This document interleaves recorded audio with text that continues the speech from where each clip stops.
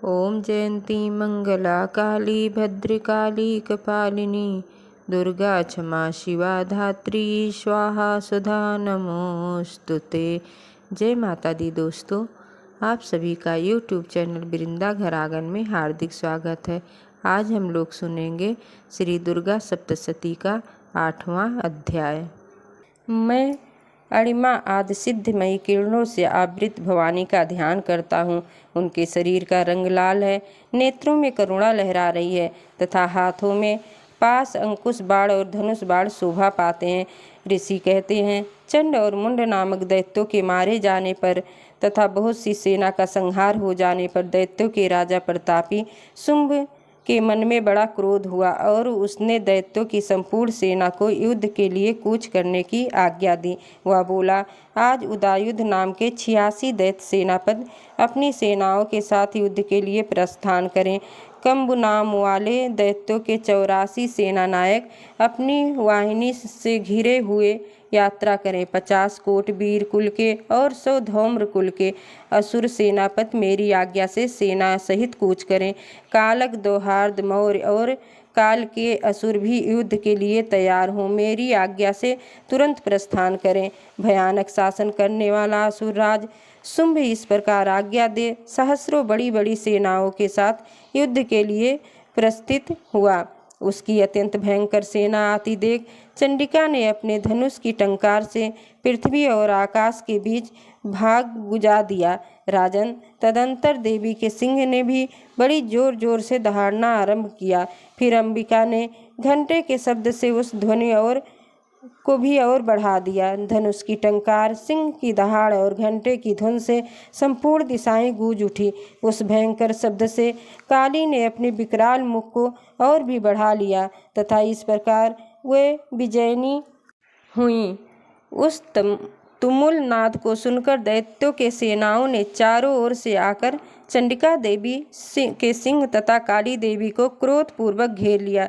राजन, इसी बीच में असुरों के विनाश तथा देवताओं के अभ्युदय के लिए ब्रह्मा, शिव, कार्तिकेय, विष्णु तथा इंद्र आदि देवों की शक्तियाँ जो अत्यंत पराक्रम और बल से संपन्न थीं, उनके शरीर से निकलकर उन्हीं के रूप में चंडिका देवी के पास आ गईं।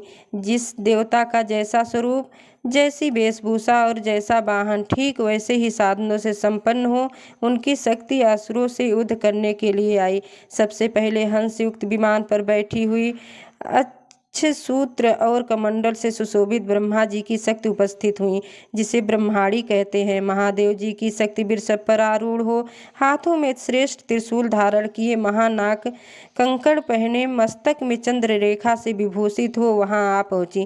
कार्तिकेय जी की शक्ति रूपा जगदम्बिका उन्हीं का रूप धारण किए श्रेष्ठ मयूर पर आरूढ़ हो, हाथ में शक्ति लिए दैत्यों से युद्ध करने के लिए आई। इसी प्रकार भगवान विष्णु की शक्ति गरुड़ पर विराजमान हो, शंख, चक्र, गदा, शंख, धनुष तथा खड्ग हाथ में लिए वहां आई।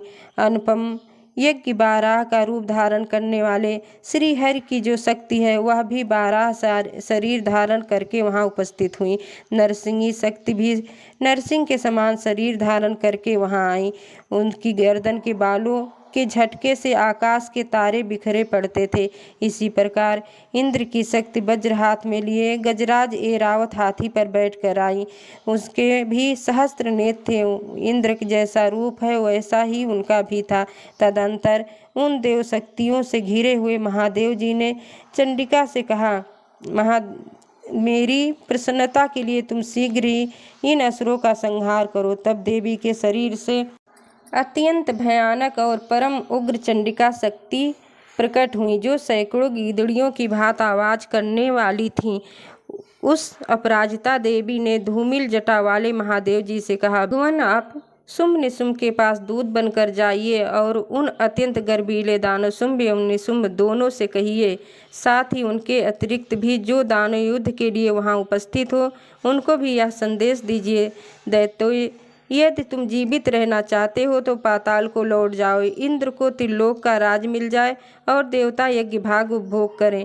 यदि बल के घमंड में आकर तुम युद्ध की अभिलाषा रखते हो तो आओ, मेरी सेवाएं तुम्हारे कच्चे मांस से तृप्त हों। चूँकि उस देवी ने भगवान शिव को दूत के कार्य में नियुक्त किया था, इसलिए वह शिवदूती के नाम से संसार में विख्यात हुई। वह महादैत्य भी भगवान शिव के मुख से देवी के वचन सुनकर क्रोध में भर गए और जहाँ कात्यायनी विराजमान थी उसी ओर बढ़े।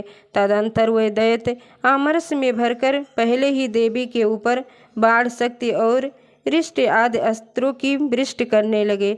तब देवी ने भी खेल खेल में धनुष की टंकार की और उससे छोड़े हुए बड़े बड़े बाणों द्वारा दैत्यों के चलाए हुए बाण, शूल, शक्ति और फरसों को काट डाला।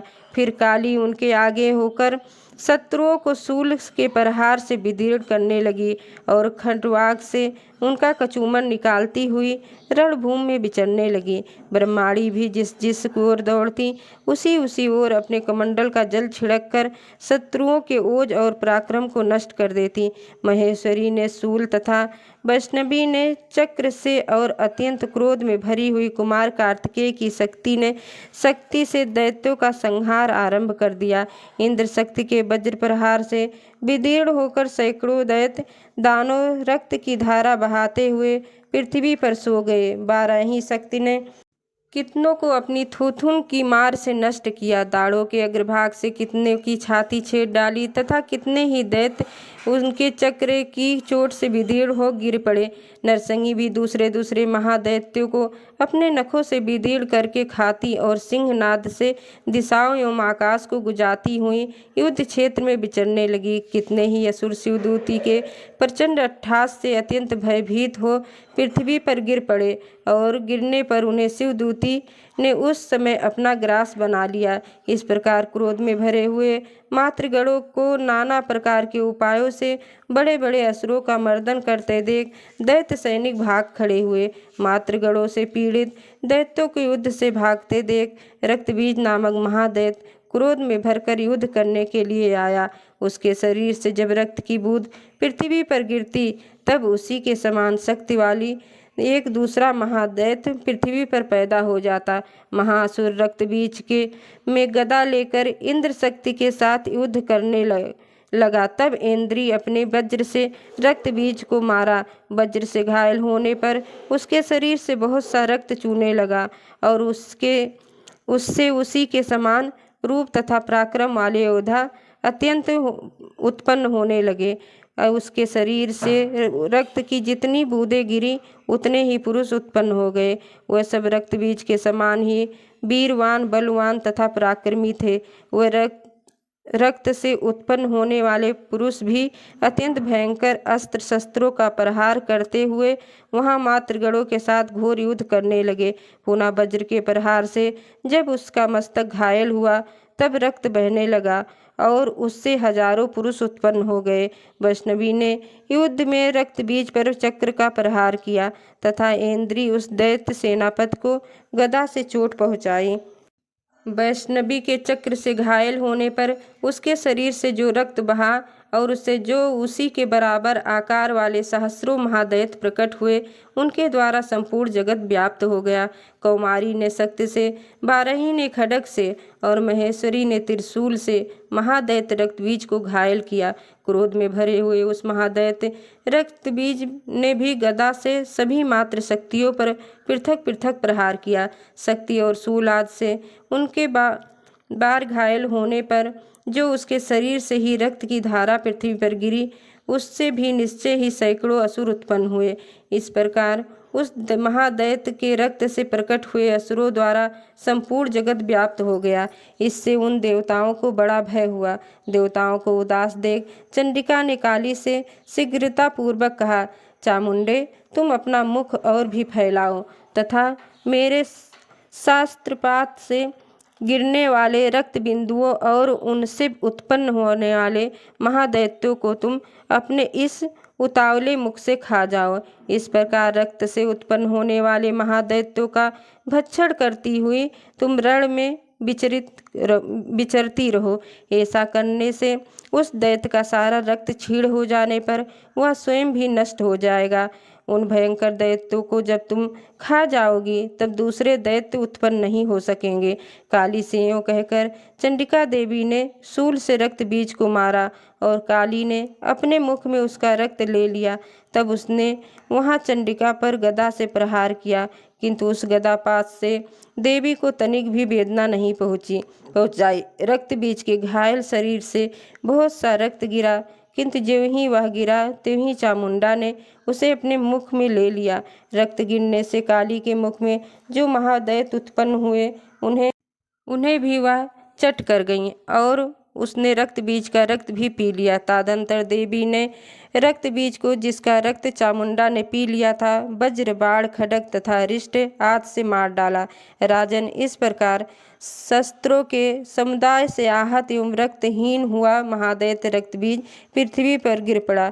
नरेश्वर, इससे देवताओं को अनुपम हर्ष की प्राप्त हुई और मातृगण उन असुरों के रक्तपान के मद से उद्दत होकर नृत्य करने लगा।